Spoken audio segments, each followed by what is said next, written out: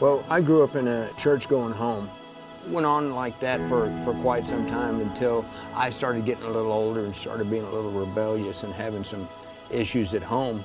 I stopped going to church, and then I continued on a path more in line with the things that I thought would bring me pleasure and bring me joy and happiness. And I found all those things, and I found that they were all temporary. My wife grew up in Red Oak, so all her family is up here. And her son had started going to church. And he invited us to go with him because they were having their Christmas Eve service. And we went, and it was a beautiful ceremony, but it wasn't Christmas. There was something that was missing. I knew that. So when the service was over, I took my wife back to where her family was until she could spend the time with them. And I left, and I came to the Oaks that night. The service was already well underway, and Pastor Scott was sitting up on stage, had all the children up there with him. And he was telling them about Christmas, what Christmas is really all about. And it changed my life. I grew up in a home that knew, I was told all along that who Jesus is and what his purpose was, and it was back. So we started serving as ushers right away. We started doing that. We got in a small group right away.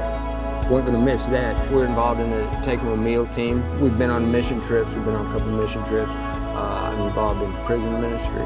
Those are the things that we're doing now.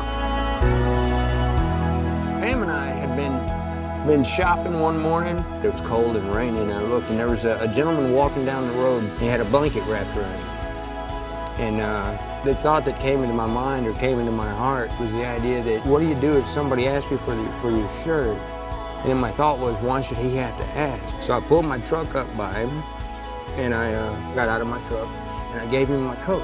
There was no conversation that took place. There wasn't any need for it. I told him I loved him, and that was it. And 2 years ago, that wouldn't have happened.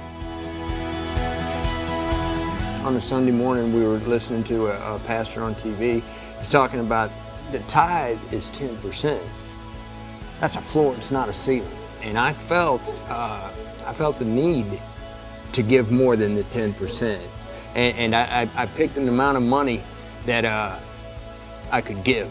And so I did, and I absolutely loved it, because I knew my dad would have loved it if he would have ever been in a position to give that much money. And I made a commitment to myself and to God that morning that I'm going to do that for the rest of this year. I'm going to give that amount of money every week. It's in situations like that when you find out that you can't outgive God. Because I gave all I could give, and my income tripled. What I hope will happen more than anything else is that we get people saved. That's what I hope happens more than anything else, and whatever capacity we need to be involved in to make that happen, that's worthwhile. I don't know how many years I got left. I don't know when Jesus is coming back. I don't know any of that stuff. What I do know is I have an obligation right now, today, to do what I can for everybody that I can.